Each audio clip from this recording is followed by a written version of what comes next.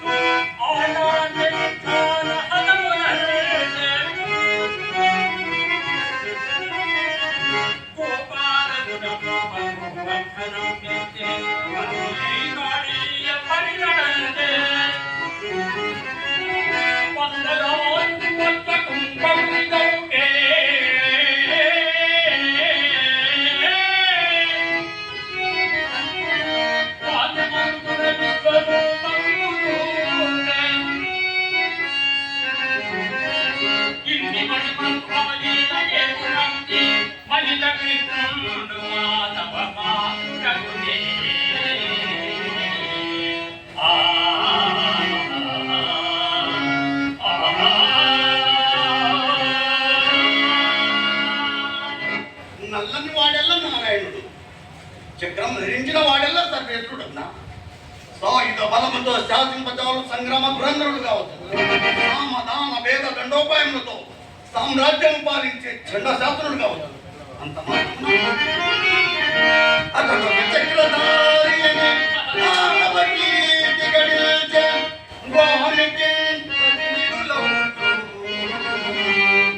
మంత్రములపై దేవుడంతు అధిక ప్రజాలు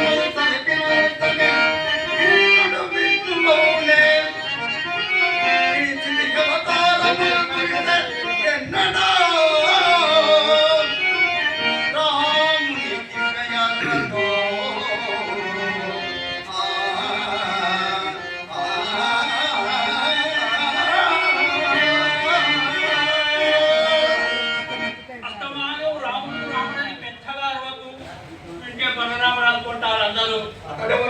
శ్రీకృష్ణుని అగ్రజుడు బాలాయుధారి అంశతో అవతరించినాడు. కృష్ణుడు ఒక దేవుడు, అన్న ఒక దేవదేవుడు. అలానే కాగడాలు వేసుకొని గ్రామాలపై పడుతున్నాడు ఆ ప్రబుద్ధుడు. కాస్త నిగ్రహించవయ్యా ఆంజనేయ, నీకేమి నిర్మానుష్యమైన ఈ గ్రంథమాలపై కూర్చుంటావు. 10 చోట్లకు పోయేవాడు, మమ్మల్ని కాస్త బ్రతకనీయవయ్యా.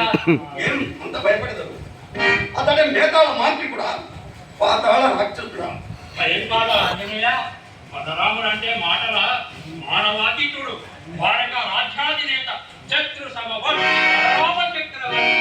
బలరాముడు శత్రు సమవర్తి. నా రాముడి కంటే బలవంతుడు అన్న గర్వంతో అహంకరించు ఆ బలరాముని శిరస్సు సహస్ర ఖండముగా బాగానే ఉంది కథ. నన్నేమి చేయమంటారు ఆంజనేయ? మీరు ద్వారకు వెళ్ళి ఆ మానవాదం అని చెప్పండి. ఏమని? పేరు మార్చి ఆ బలరాముడు నన్ను సాష్టాంగపడినా బ్రతకనిచేదా. అతడే అతడు కోపిస్తే నా ఛాయాచిత్రులు చెప్పి చూతును. వింటే అందరికీ శ్రేయస్కారం, వినకపోతే వినకపోతే ఆ దైవద్రోహి ఇంకా భూమిపై బ్రతకగలరా? ఇదంతా తిరిగి పెద్ద గాలివాన ఏటట్టున్నది. ఆయన సంగ్రామానికైనా సమాధానానికైనా మీరిద్దరు సర్వ సమర్థులు. నేనేమో సందేశం చెప్పే సంచారిని. క్రియ కొట్టేసరికి ఏ ప్రమాదం నన్ను పాత్రుని చేస్తుంది. ఆంజనేయుడన్నది నీ యథార్థ నిద్ర. నా ధైర్యం కూడా అదే కదా. పోయినము. వేరే స్త్రీలో అదృష్టమన్నా ఇట్లుండవాలి. తీగ దొరికింది, ఇక డొక్కంత కదుట్రా ఎంత పని. కలహము లేదు లేదు కాలము కొట్టింది ఇంతనన్నా.